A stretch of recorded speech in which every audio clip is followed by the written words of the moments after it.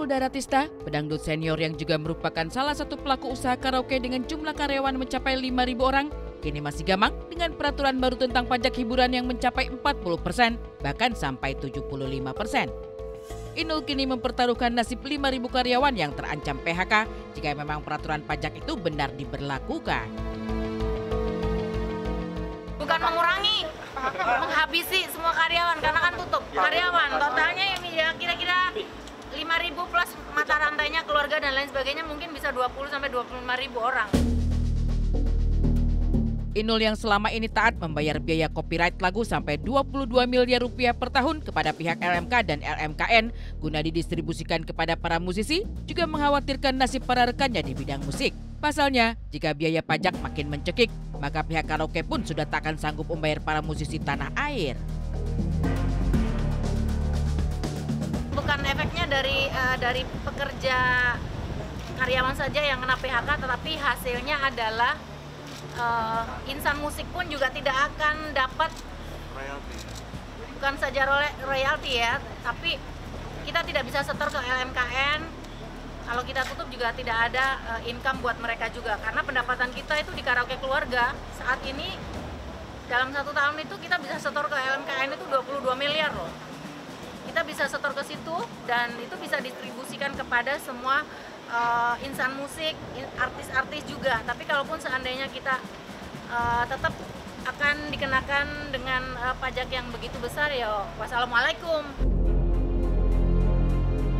Inul pantas merasa khawatir. Usaha karaoke yang telah dirintis dari nol sejak 18 tahun silam, yaitu di tahun 2005, kini terancam tutup. Ironisnya, ancaman bisnis Inul bakal gulung tikar bukan karena tak ada lagi peminat, melainkan karena peraturan pajak yang sangat memberatkan baik kepada pihak Inul sebagai pelaku usaha maupun kepada para pengunjung. Isu kenaikan pajak hiburan sebesar 40-75% ditolak keras oleh Inul Daratista. Seperti yang kita ketahui bahwa Inul Daratista sendiri memiliki bisnis karaoke yang sudah tersebar hingga ke beberapa kota di Indonesia. Dan saat ini tim Insert akan melihat kondisi dari salah satu outlet karaoke yang dimiliki oleh Inul Daratista. Kita akan lihat bersama.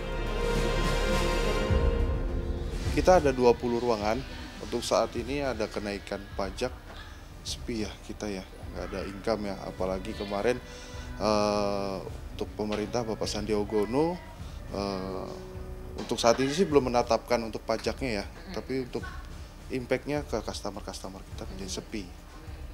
Nah Mas, ini pun terdengar sepi ya, ini kosong ya Mas? Kosong. Oke. Ini kosong, semua room kosong. Dari pagi sampai saat ini baru masuk 1 room. Ya kalau saya sendiri ketakutan itu pasti ada ya, pasti sepi outlet, nggak ada pemasukan, pasti karyawan nanti di PHK gitu ya, PHK besar-besaran. Maksudnya kita tulang punggung keluarga di sini ya, menghidupi keluarga, orang tua gitu. Ketakutan PHK, ini aja udah sepi, kita udah mikir-mikir ya Kak ya. Segini aja udah sepi, udah mikir-mikir gimana nanti kalau makin naik. Hotman Paris Hutapea yang juga menjadi salah satu pelaku bisnis hiburan juga mempertanyakan alasan kenaikan pajak hiburan yang mencapai 40%. Bahkan jika digabungkan dengan jenis pajak yang lain, maka kewajiban pajak yang harus dibayar oleh pengusaha di sektor hiburan bisa mencapai 100%. Benarkah Hotman menduga ada oknum yang bermain untuk mematikan bisnis hiburan di tanah air? Kalau dihitung semuanya, bayar pajak 100% sama aja membunuh perusahaan. Gimana? Pajak itu kan harusnya dari keuntungan. Pendapatan kamu 100, tapi kalau harus bayar pajak 100, mau nggak lo? Ya memang prinsip pajak itu kan dari keuntungan. Iya kan? Ini malah modal pun diambil. Berarti intinya kita menduga ada oknum tertentu yang mau mematikan bisnis ini. Denmark pajaknya 40% dari keuntungan, tapi seluruhnya gratis, sekolah gratis, dokter gratis. Ya, sampai itu profesor pun gratis, rumah sakit gratis. Kita, lu pernah gratis ke rumah sakit? Salah satu dampak buruk yang ikut ditakutkan oleh Hotman adalah banyak pengusaha akan lebih memilih untuk migrasi ke negara lain dengan pajak kecil untuk membuka usaha hiburan di sana. Bahkan Hotman sendiri termasuk salah satu yang sudah mulai merintis bisnis hiburannya di negara-negara tetangga. Ya, kita udah buka di Thailand, kita buka di Di Dubai kita udah buka di Malaysia, ya udah nanti lama-lama kita pindah semua. Jadi bayangkan 40% dari gross, Thailand cuma 5%, Malaysia cuma 6%. Hebat apa kita terus? Ya kalau kita dari kalangan yang biasa sih mungkin untuk yang yang untuk dunia hiburan kayak gini akan merasa keberatan sih ya. Keberatan karena kan kita kan pekerja nih jadinya butuh refreshing ataupun hiburan gitu. Jadi kalau misalnya pajak dinaikkan akan susah juga mau liburan kemana kayak gitu ya kan. Namun terkait dengan peraturan baru tentang pajak hiburan yang mengancam banyak bisnis akan gulung tikar, kemarin Inul Daratista dan Hotman bersama gabungan pelaku industri pariwisata mendatangi Menteri Koordinator Bidang Perekonomian untuk mengajukan protes. Tak hanya itu, lewat jalur hukum, para pelaku bisnis hiburan ini pun tengah menyiapkan judicial review untuk segera diajukan kepada Mahkamah Konstitusi.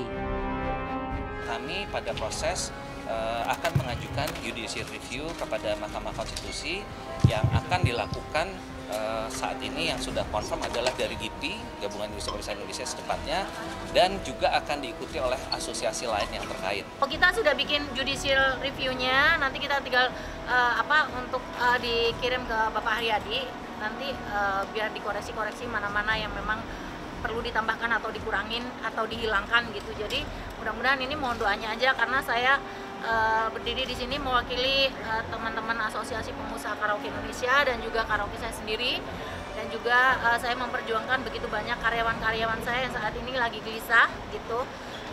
Mohon doanya aja, mudah-mudahan semuanya ada jalan keluar dan titik temu yang baik. Selain Pak Menteri sudah mengeluarkan surat edaran ini sebagai acuan kita, pegangan kita hari ini. Jadi untuk pajak mudah-mudahan sampai hari ini masih konsisten ke sebelumnya, tapi kalaupun ada kenaikan nanti kita negosiasi dengan dari Pemda setempat.